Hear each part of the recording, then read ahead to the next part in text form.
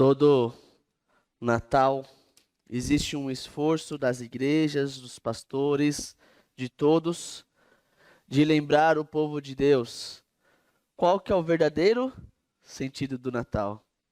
Todo ano existe esse esforço para que nós tenhamos em nossas mentes, porque é muito fácil esquecer.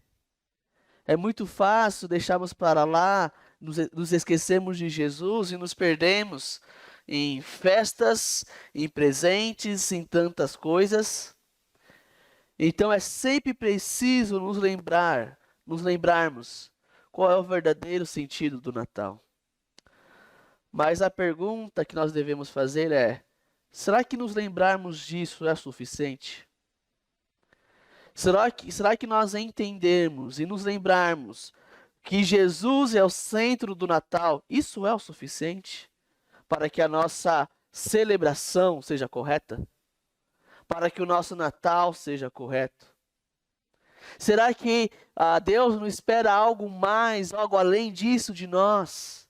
Será que a nossa celebração não deve ter alguns elementos a mais do que simplesmente lembrar e entender que Jesus é o centro do Natal? Nós vamos conversar sobre um texto hoje da palavra de Deus. Eu e o pastor não combinamos, só que eu vou andar um pouquinho em Mateus 2, mas até o verso 12 apenas eu ficarei hoje pela manhã. Cada um dos evangelhos nos apresenta Jesus de uma maneira diferente. Cada um deles nos apresenta a ênfase. A ênfase de cada um deles é algo diferente. O evangelho de Mateus nos apresenta Jesus como rei. Marcos, Jesus como servo. Lucas, Jesus como homem. E João, Jesus como Deus. Mas como vamos olhar para Mateus, Mateus nos apresenta Jesus como rei, e nós vamos ver algo essencial no primeiro Natal, que tem a ver com a forma como nós celebramos isso. Como nós celebramos a esse Natal. Não basta apenas nos lembrarmos. Isso não basta. Precisamos adorar a Jesus no Natal. Adorar não é simplesmente falar, Jesus nasceu. Tem algo mais. E nós vamos olhar para a vida, principalmente dos magos do Oriente, e também de Herodes, e ver como que eles adoraram, ou deixaram de adorar a Jesus nesse Natal. E nós vamos ver 4 contrastes sobre a adoração verdadeira.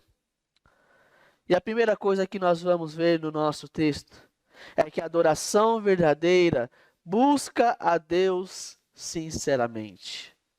Versos 1 a 8, eu gostaria que você acompanhasse comigo. Mateus 2, versos 1 a 8, diz assim: Tendo Jesus nascido em Belém da Judéia, nos dias do rei Herodes, eis que vieram os magos do Oriente a Jerusalém, e perguntavam: Onde está o recém-nascido rei dos judeus? Porque vimos a sua estrela no Oriente e viemos adorá-lo. Ao ouvir isso, o rei Herodes ficou alarmado, e com ele toda Jerusalém. Então Herodes convocou todos os principais sacerdotes e escribas do povo e lhes perguntou onde o Cristo deveria nascer. Eles responderam: Em Belém da Judéia, porque assim está escrito por meio do profeta. E você, Belém, terra de Judá, de modo nenhum é a menor entre as principais de Judá, porque de você sairá o guia que apacentará o meu povo Israel. Com isto, Herodes, tendo chamado os magos para uma reunião secreta, perguntou-lhes sobre o tempo exato em que a estrela havia aparecido. E enviando-os a Belém, disse-lhes: Vão e busquem informações precisas a respeito do menino. E quando tiverem encontrado, avise-me, para eu também ir adorá-lo. Nós precisamos, antes de entendermos esse texto, precisamos entender um pouco a respeito dos magos do Oriente. conforme o verso 1, fala que eles vieram do Oriente, talvez da Pérsia, da Babilônia, mas se for verdade, viajaram muito tempo. Não é uma viagem, andamos de carro durante um tempo, durante algumas horas. Até se fosse de carro, demoraria bastante. Imagina camelo ou cavalo. Cerca de 900 ou talvez chegando a 1.000 quilômetros de distância. Talvez uma viagem longa de meses. Despesas. Com poucas informações, não tinha GPS na época. Poucas informações, uma grande despesa, mas muita fé. E eles seguiam uma trilha de migalhas por mais de 900 quilômetros até Belém, a casa do pão, onde encontrariam o pão da vida. Talvez uma figura que nós temos no Antigo Testamento, talvez parecido com esses magos, a figura de Daniel, que era um mago, um interpretador de sonhos no Antigo Testamento. E ele trabalhava para o rei fazendo isso. Talvez esses homens faziam algo parecido com o que Daniel fazia na Bíblia. Mas a pergunta é como que esses magos sabiam a profecia de uma estrela que viria, que apareceria, que anunciaria a vinda de um Messias. Não precisa abrir mais em Números, capítulo 24, verso 19. Quando Balaão está tentando amaldiçoar o povo, está tentando amaldiçoar o povo, ele na verdade ele solta bênçãos para o povo. E uma dessas bênçãos, a quarta bênção que Balaão diz em Números 24, verso 17, diz assim: Eu o vejo, porém não agora. Eu o contemplo, mas não de perto. Uma estrela procederá de Jacó. De Israel subirá um cetro, que ferirá as têmporas de Moabe, e destruirá todos os filhos de Sete. Uma estrela de Jacó. E esses magos, influenciados pelo período onde os judeus estiveram exilados na Babilônia e na Pérsia, eles conheciam essa profecia. E eles foram influenciados pela dispersão dos judeus desde a época lá de Daniel. Os judeus vivendo entre os babilônicos, entre os persas, e contavam essas histórias provavelmente. Esses magos eram homens fazedores de reis, influenciadores de reis, tinham poder, interpretavam sonhos. Mas o que nós podemos, voltando para Daniel, o que nós podemos aprender com esses homens a respeito de adoração? O que esses homens nos ensinam? Eles nos ensinam que a adoração é algo ativo, é algo progressivo, é algo em direção a Deus e é algo que exige esforço, algo que exige trabalho, diligência. Nosso Deus é um grande rei. A nossa adoração não é algo passivo, onde você se senta, mas é algo ativo, é algo que você se move, é algo que você se esforça para fazer. Mas a pergunta é, diante de um grande rei, quanto esforço é necessário para adorar? Por exemplo, sempre somos atrasados para o culto.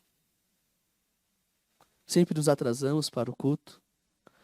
Ou chegamos de qualquer jeito, com os pensamentos a 1000 por hora, com o pensamento o que vou fazer para o almoço, com o pensamento em tudo, menos em relação ao culto.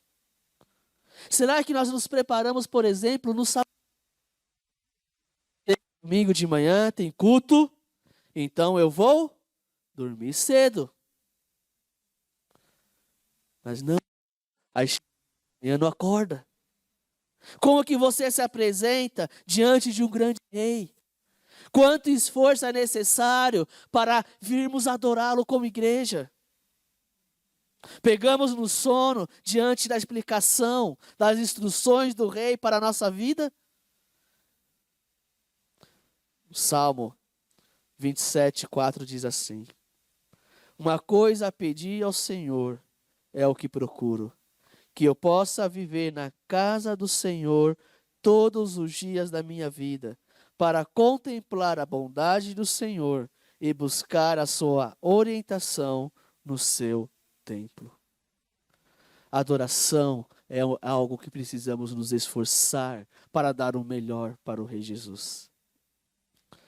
Mas, como eu disse, nós vamos ver 4 contrastes. Nós vimos os magos se esforçando, como diz versos 1 e 2, que saíram de um lugar tão longe, seguindo uma estrela apenas. Em contrapartida, Herodes e os judeus, indiferença, apatia, hipocrisia. Meus irmãos, o oposto de buscar a Deus não é fugir de Deus, mas é ficar indiferente a Deus.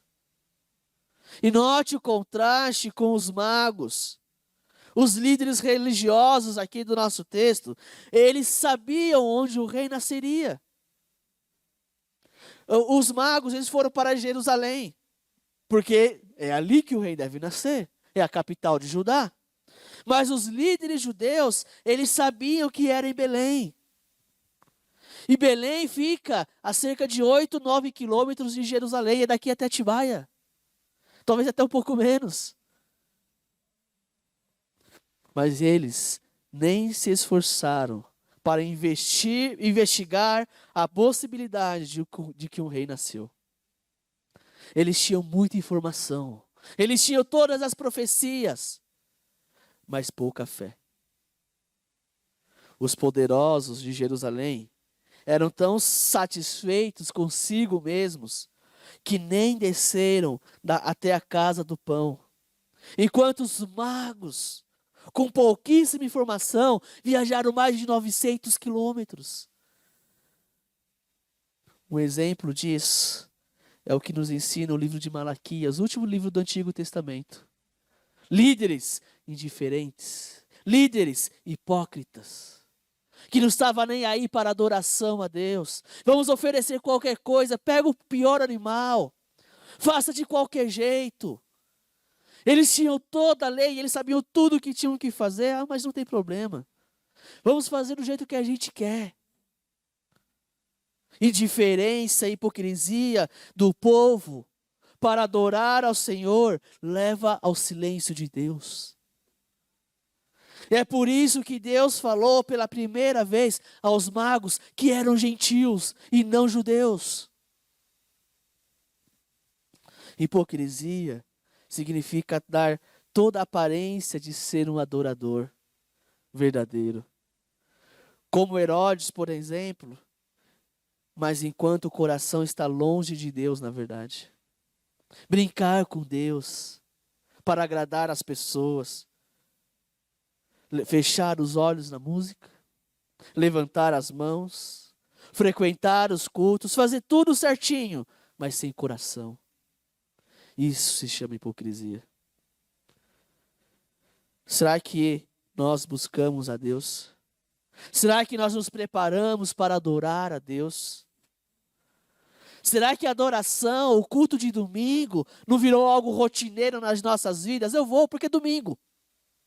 Domingo é dia do Senhor, então eu vou para a igreja.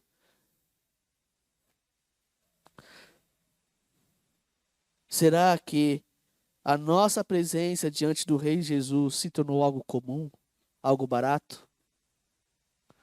Simplesmente mais um fazer na minha lista de tarefas. Fui para a igreja, ponto. Ganhei 10 pontos com Deus. A maneira que você ocupa o seu domingo. Como você planeja o seu domingo. Você vem à igreja mais interessado em novidades. Vamos ver o que aconteceu na igreja durante a semana. Projetos, como vai ser o final do ano. Entretenimento. para ver os amigos, simplesmente, para mostrar a roupa que eu ganhei de Natal, talvez, porque os programas são legais. O que está no seu coração para adorar ao Senhor? Jeremias 29:13 diz: buscar-me-eis e me achareis, quando me buscardes de todo o vosso coração. Primeiro contraste: adoração é verdadeira, é buscar a Deus sinceramente. Mas existe um segundo contraste no texto, que a adoração verdadeira alegra-se sobremaneira em Deus. Observe o verso 1, que nós já lemos. Tendo Jesus nascido em Belém da Judéia, nos dias do rei Herodes, eis que vieram os magos do Oriente a Jerusalém. Olha o espírito desses homens de antecipação, de ânimo, de expectativa. Uma busca durante meses, comendo pó na estrada, no deserto, dormindo sobre pedras, deixando os confortos da casa deles, a família. Será que valeu a pena? Será que eles eram tolos por fazerem isso? Será que eles saíram em vão? Não. Versos 9 e 10 diz assim: depois de ouvirem o rei, os magos partiram, e eis que a estrela que viram no oriente ia adiante deles, até que chegando parou sobre onde o menino estava. E vendo eles a estrela, alegraram-se com grande e intenso júbilo. Eles, pela fé, haviam viajado desde o Oriente até a capital de Israel, Jerusalém, onde, como eu já disse, era de se esperar que um rei dos judeus teria nascido. E, ao que parece, normalmente a gente imagina eles olhando para o céu, vendo a estrela, e vão caminhando olhando para a estrela, vão seguir a estrela. Mas parece que não foi assim. Parece que eles viram a estrela no Oriente e depois só foram ver aqui em Jerusalém. Só nesse momento. Eles não foram seguindo uma estrela, eles viram a estrela.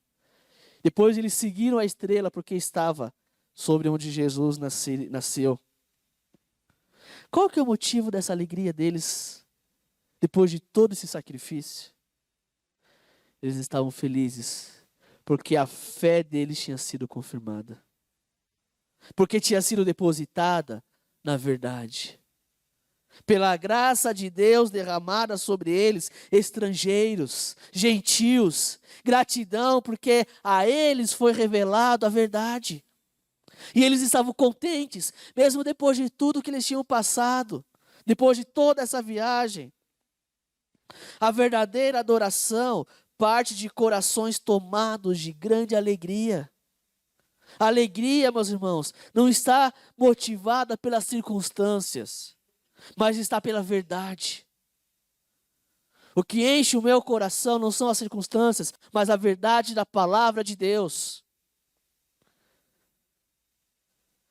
Muitas vezes nós deixamos que as circunstâncias ao nosso redor interfiram na nossa alegria e nos esquecemos, como Paulo fala em Romanos, que nos nossos sofrimentos Deus derrama amor sobre nós. Essa é a verdade. E por causa disso podemos nos alegrar. Não pelas circunstâncias, mas pela palavra de Deus, que é a verdade. Podemos adorá-lo em espírito, em verdade. Isso implica em alegria. Sabendo que o nosso futuro é certo. Que Deus é o nosso guia. Que Ele interveio na história humana para nos salvar. Se Deus é por nós, não importa quem será por nós. Que não merecemos a sua graça, mas mesmo assim Ele nos aceita. Que mesmo assim Ele nos aceita. Mas em contrapartida, Herodes e os judeus fizeram exatamente o oposto. Eles se alarmaram.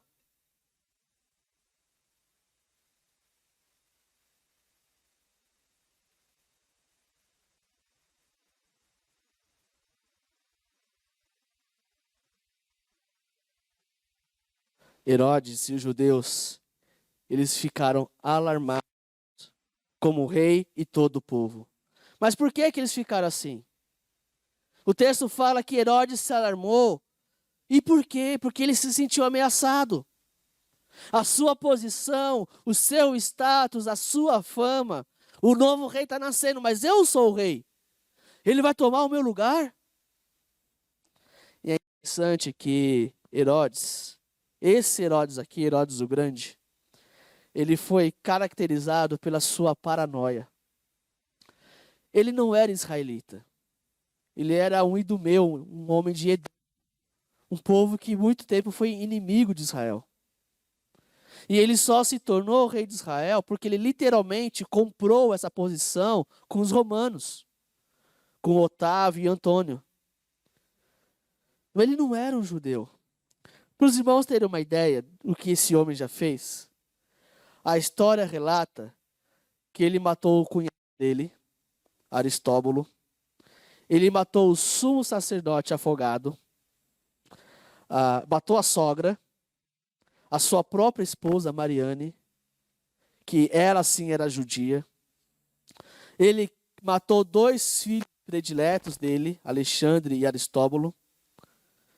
E talvez, alguns dizem que ele matou um terceiro filho, 5 dias antes da própria morte dele. Homem bonzinho, né? E não só ele ficou alarmado. O verso 3 fala que toda a Jerusalém ficou alarmada. Mas por que toda a cidade também ficou alarmada? Porque quando o rei Herodes estava de mau humor, todos iriam sofrer. Alguns dizem, não sabemos se é verdade, que ele deu uma ordem de que quando ele morresse, matasse também os principais líderes da cidade de Jerusalém. Sabe por quê? Para que houvesse choro no velório dele. Herodes não se preocupava muito em identificar quem eram bem os seus inimigos. Ele só matava. Herodes, ele ficou extremamente enfurecido contra Deus. No verso, nós vamos até o 12, mas alguns versos depois, no 16 diz: vendo-se iludido pelos magos, Herodes ficou muito furioso e mandou matar todos os meninos de Belém e de todos os seus arredores, de 2 anos para baixo, conforme as informações que havia recebido dos magos, a respeito do tempo em que havia aparecido.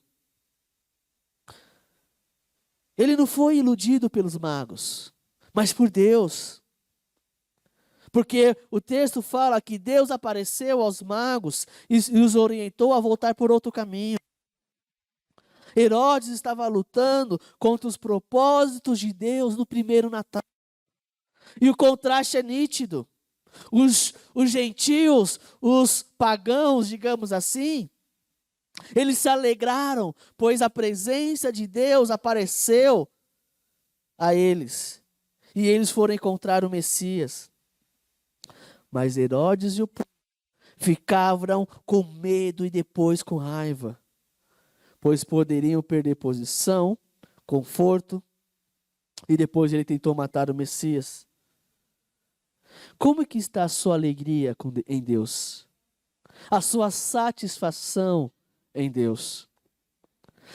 Mais uma vez, a sua adoração depende de circunstâncias ou da verdade da palavra de Deus? Estou sofrendo, não vou para a igreja, porque não estou com bom humor hoje para ir. A sua adoração depende do quê? Você adora para receber graças ou pela graça que já foi derramada na sua vida em Jesus Cristo? Mas existe um terceiro contraste no texto. A adoração verdadeira humilha-se solenemente diante de Deus. E mais uma vez, olhando para os magos, nós já lemos o verso 11. 11 ainda não, na verdade. O verso 11 diz assim: entrando na casa, viram um menino com Maria, sua mãe. Prostrando-se, o adoraram. E abrindo seus tesouros, entregaram-lhe suas ofertas: ouro, incenso e mirra. E note a profunda admiração, reverência e respeito desses homens.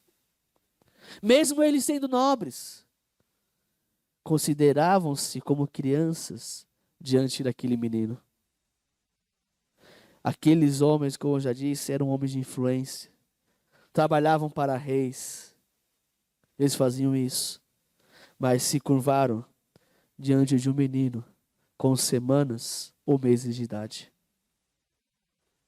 O verbo prostrando-se significa que caíram diante do bebê.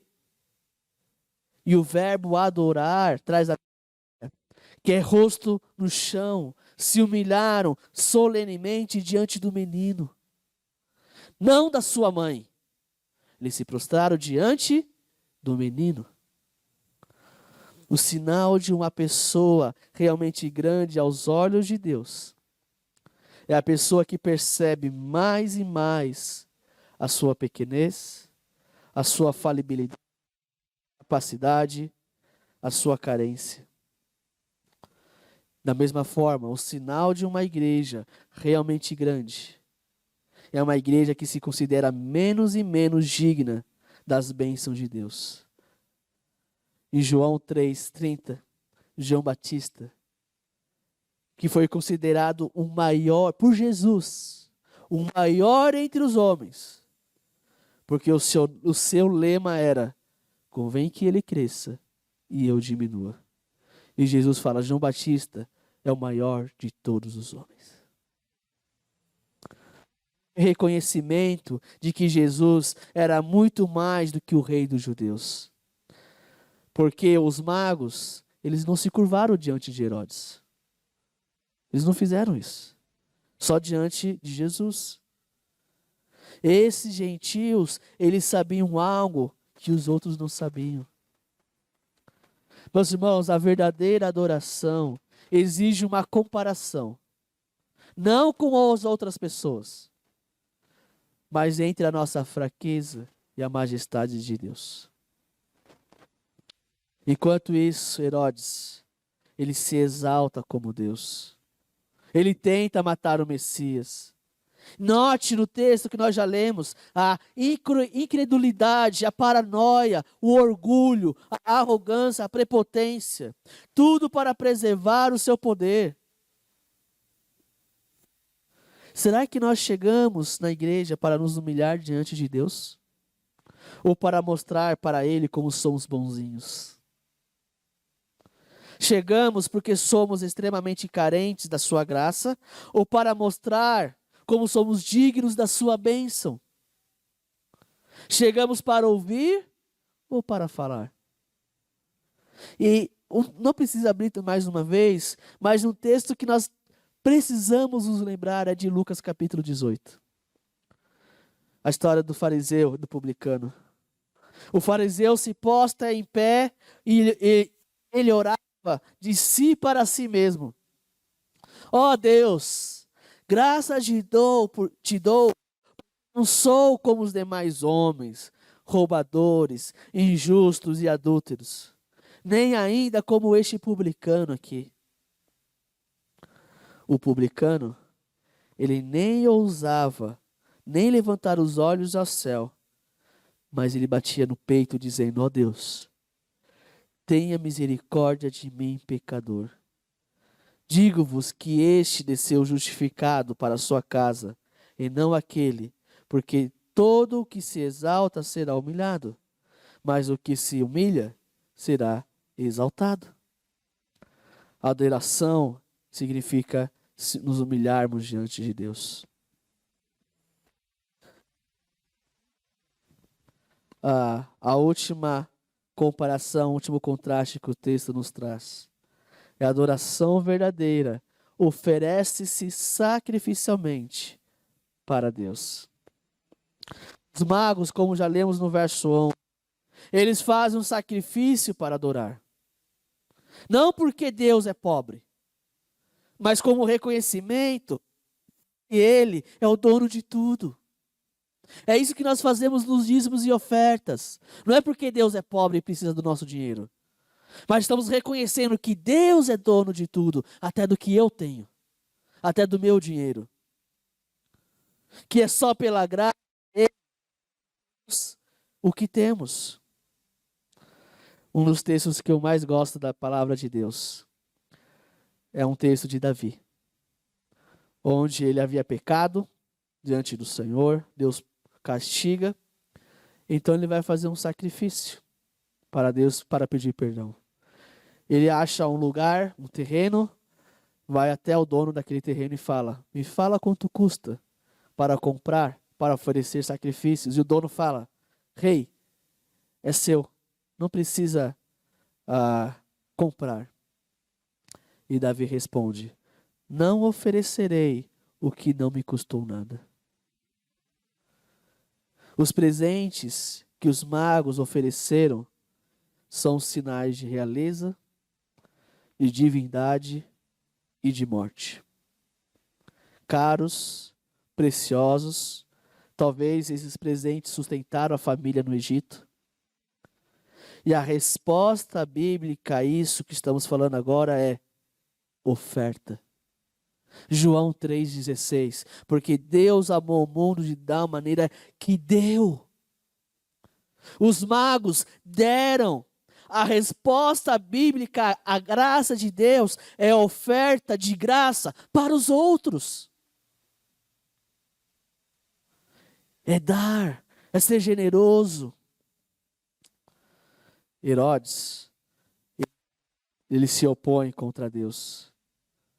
Quem se agarra na sua posição, nos seus bens, acaba não ofertando para Deus, mas protegendo o que tem, ao ponto de lutar contra o próprio Deus.